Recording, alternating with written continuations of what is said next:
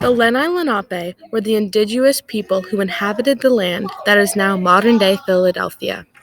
The Lenape settled in Philadelphia in the 17th and 18th century, along the Delaware River, which they called the Lenape-Watuck. They are the people that inhabited the area before the Europeans arrived in America. They called themselves the Lenni Lenape, which means original or common people. English settlers referred to them as the Delaware Indians. Known as peacekeepers among their neighboring native peoples, the Lenni Lenape had oval facial features with high cheekbones, tan skin, and broad shoulders. They were a people who lived passively on the land, trading light, and using every part of an animal they hunted. The Lenape were seen as peaceful and accommodating by surrounding nations, even so that peaceful exteriors sometimes gave way to war. If they felt they were in danger in any way, they could attack and cause serious harm. Aside from the occasional rivalry, the Lenape were widely friends with every tribe of the surrounding area, which resulted in very little conflict and war. They were known as the mediators of the area, so they also prevented conflict from occurring between other tribes. They were especially friends with colonizers of the area.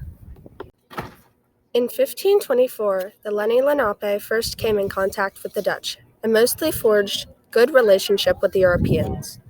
When Europeans came to the New World, they used some of the same methods of survival as the Lenni Lenape. The Lenni Lenape also adapted and used methods the Europeans brought over. They were initially friendly towards each other, trading things like animal hides, firearms, and eventually sold the island of Manhattan. However, relations turned sour over the concept of land ownership. The Lenni Lenape also had a treaty with European William Penn. Penn was a Quaker and he wanted to treat the Lenni Lenape with respect and Quaker values. One of the most famous Lenni Lenape was Lapa Winso, a Lenape chief. Lapa Winso was known for signing the purchase agreement for the land cession of 1737 with the sons of William Penn. The Quakers later cheated the Lenape out of their land, ruining a previously solid relationship. It is said that Lapa Winso was the first Native American who was portrayed in an oil painting. The tattoos on Lapa Winso's forehead symbolize two thunderbirds and a serpent. European Lenape's relations were relatively strong. However, Europeans brought diseases that devastated the Lenape's population, leaving the tribe vulnerable to European violence and relation policies as more and more European settlers arrived in America.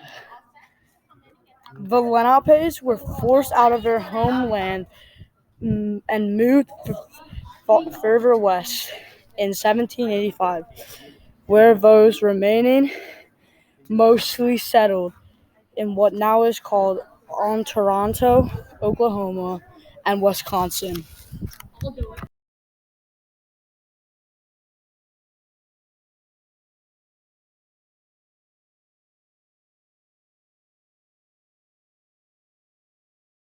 They lived in villages of longhouses containing several hundred people. However, in the summer, they would build temporary camps consisting of birch bark, wigwams, wetu, for purposes of hunting and gathering. The towns and villages of Lenni Lenape were made along rivers and creeks, which provided water resources for them. The Lenni Lenape needed places with a large amount of land because they used the land to build. However, the land was used too often, resulting in the land not being able to be used anymore. The land was overused, and therefore the Lenni Lenape had to relocate in order to find more available land. The Lenape's small villages, which are constructed of round houses called wigwams, and were not very durable. Natural resources were constructing the wigwams, and could be found in many different sizes. There was only one doorway to enter them, and the Lenape people now live in standard modern houses. But to show their heritage, some families build wigwams in their backyards. Clothing-wise, the women would usually wear deer or beaver skin skirts during the winter, and then a light wrap skirt during the summer. Men wore breechcloth and leggings and wore their hair mostly in a mohawk style. Most men were also tattooed. The majority of these tattoos were of animals. Chiefs in the tribe would wear headbands with big feathers in it that point to the sky. Both men and women additionally wore deerskin and moccasins and had long earrings made of animal bones and teeth. Nowadays, these descendants of the Lenape tribe wear standard modern clothing and only from time to time wear their moccasins and traditional headbands. Only on special occasions they would put their feathers in their hair. Every day in their tribe, it was recommended that they take a daily swim or go in a steam bath. The women of the tribe mostly kept their hair in a braid or a bun to help keep their hair clean.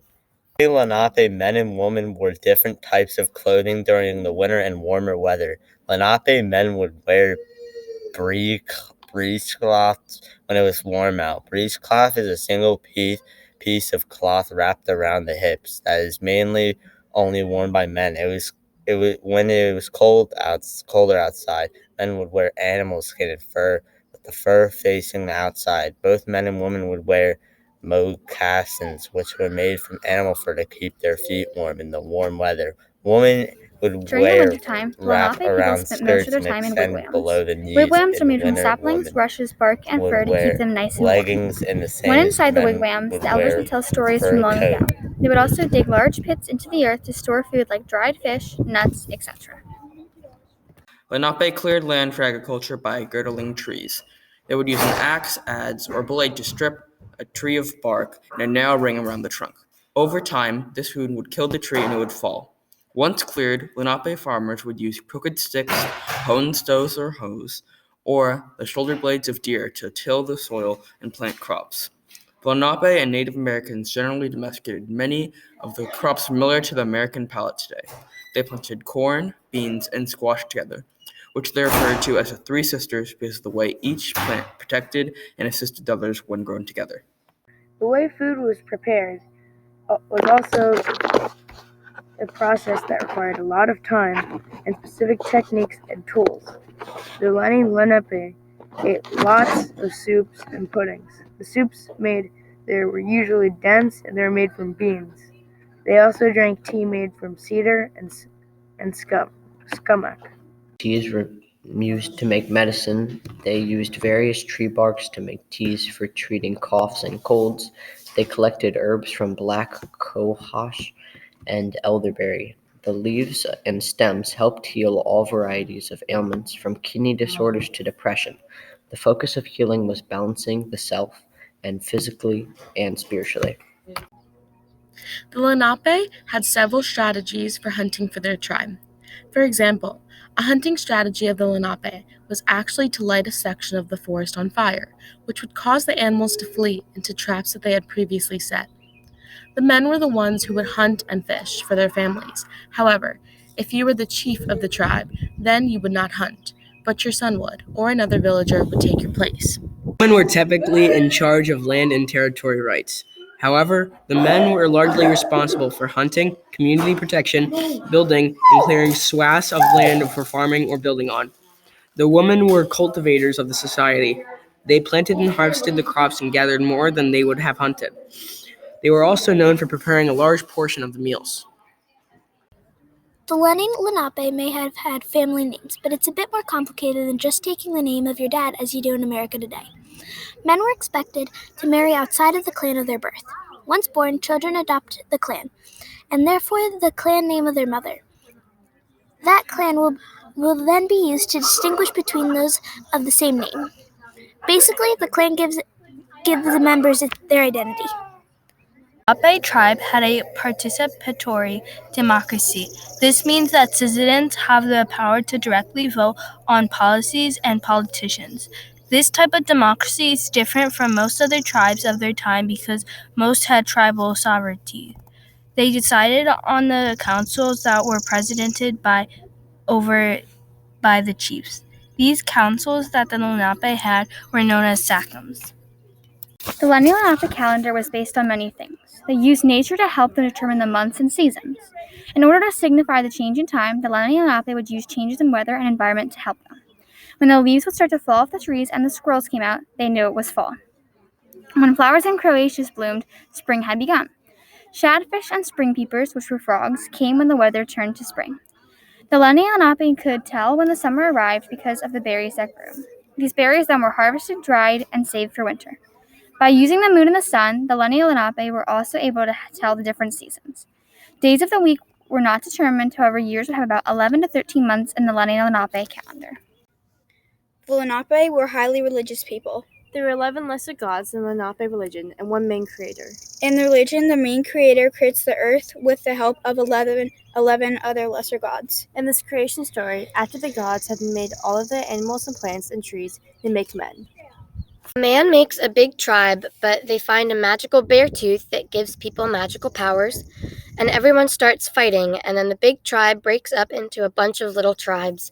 The creator then sees this and sends down a spirit to stop the fighting.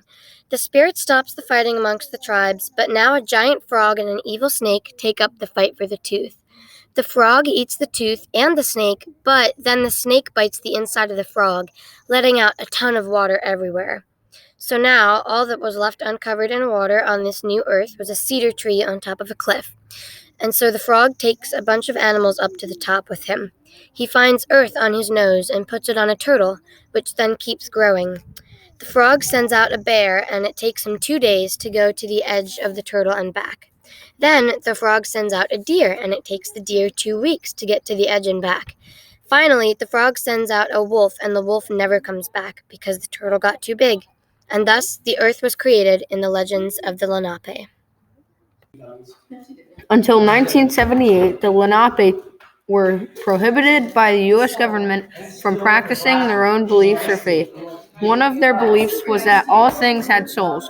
This helped to show their deep respect to nature. The Lenni Lenape spoke few languages, including Unami and Munsee, which are a part of the larger Eastern Algonquian language. These languages have been spoken by Native American tribes from Ohio to Philadelphia and is one of the most spoken Native American languages back when Native Americans were primary inhabitants of this area.